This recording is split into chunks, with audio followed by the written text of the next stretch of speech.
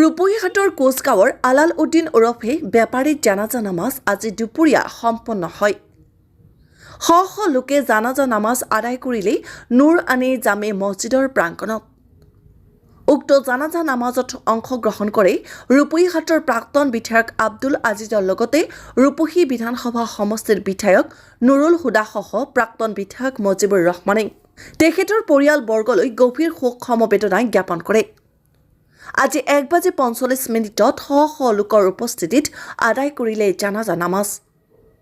তেখেতৰ আনুমানিক বয়স আছিল 72 বছৰ। তেখেতৰ জীৱনকালত সামাজিক আৰু ধৰ্মীয় কামত জড়িত আছিল। তেখেতৰ অকাল মৃত্যুই অঞ্চলজুৰি শোকৰ ছাঁ বিৰাজ কৰিছে। এইজন ব্যক্তিক মই 1976 যেতিয়া মেট্ৰিক পাছ কৰিছোঁ তেতিয়া চিনি পাওঁ, কিন্তু 1980 যেতিয়া মই মাইনৰিটি মুভমেণ্ট সোমাইছোঁ, এখেত যদিও লিখা পঢ়া নাছিল, তেতিয়া মোৰ লগত এজন সৈনিক হিচাপে কাম কৰিছিল সংখ্যালঘু আন্দোলনত, আৰু মই বেছিভাগ সময় তেখেতৰ ঘৰৰ সন্মুখত ৰাতি 10টা-11টাত খোজকাঢ়ি গৈছোঁ। তেতিয়া মোৰ হাতত চাইকেলো নাছিল। সেই সময়ত তেখেত মোৰ এজন ককাই বুলি ধৰিব পাৰে, ভাই বুলি ধৰিব পাৰে, বন্ধু বুলি ধৰিব পাৰে। কিন্তু এইজন মানুহ সমাজৰ প্ৰত্যেকটো কামৰ স্তৰতে মানে সহযোগিতা কৰিছে। আজি এই জানাজাত যে আপুনি দেখিছে, ইমান প্ৰায় 1000মান মানুহ জানাজাত সমবেত হৈছে। ইয়াত আলিম উলামা, আমাৰ তবলিগৰ জিম্মাদাৰসকল, যিমান মানুহ আছে, বিশেষকৈ 5 ওয়াক্ত নমাজ পঢ়া মানুহৰ পাৰ্চেণ্টেজ আজিৰ এই জানাজাত যথেষ্ট বেছি হৈছে। ইয়াৰ মূল কাৰণটো হ'ল মানুহজন সমাজৰ যিকোনো স্তৰত, যিকোনো সময়ত, যিকোনো বিপদত মানুহে তেখেতক মাতিছে, তাতেই মানুহে তাক পাইছে। যদিও মানুহে এটা ব্যৱসায় কৰিছিল, ইমান ধন সম্পত্তিৰ মালিকো নহয়, কিন্তু বহু ধনী মানুহ আছে এইটো অঞ্চলত। মৰাৰ পিছত ইমান মানুহ জানাজাত নহয়, মই জানো। এই এলেকাটো মই চিনি পাওঁতো। আজি মই চামাগুৰি সমষ্টিত পৰিছোঁ, কিন্তু এইটো ৰূপহী সমষ্টিত থিয় হৈ মই কথা কৈছোঁ। মইতো চামাগুৰিত 5টা জানাজা পৰিলে 3টা জানাজা মই ৰূপহীত পৰিবই লাগে, কাৰণ এইটো মোৰ আচল ভীতি। এতিয়া মই চামাগুৰিত সোমাই গৈছোঁ, কিন্তু এই মানুহজন ৰাজনৈতিকভাৱে, সামাজিকভাৱে মোৰ লগত ওতঃপ্ৰোতভাৱে জড়িত আছিল।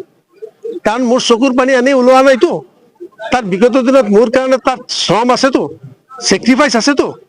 সেইকাৰণে এইজন মানুহক সমাজৰ সকলো মানুহে ভাল পায়। তেখেতৰ লগত থুত্ৰামি কৰা মানুহৰ পাৰ্চেণ্টেজ 1% নোলাব মোৰ মতে। তেখেতৰ মৃত্যুত এইটো অঞ্চলত মানে শোকৰ ছাঁ পেলাইছে।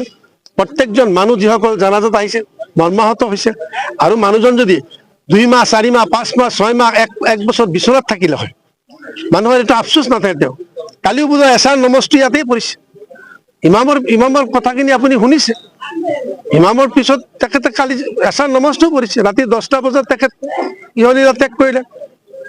সেইকাৰণে মানুহ এটা কথা বুজি লয়, এই মানুহজনে বুজি পাইছিল বোধ হয় যে কাপোৰত কোনো পকেট নাথাকে, কাপোৰত কোনো পকেট নাথাকে। এই হিচাপে চলিছে। নিজৰ এটা ল'ৰাক আজি আলিম বনাইছে, তাৰ ল'ৰা জানাজা পৰি, ইমান জানাজা পৰি আছো, 100ৰ ভিতৰত এজনো নাপাওঁ।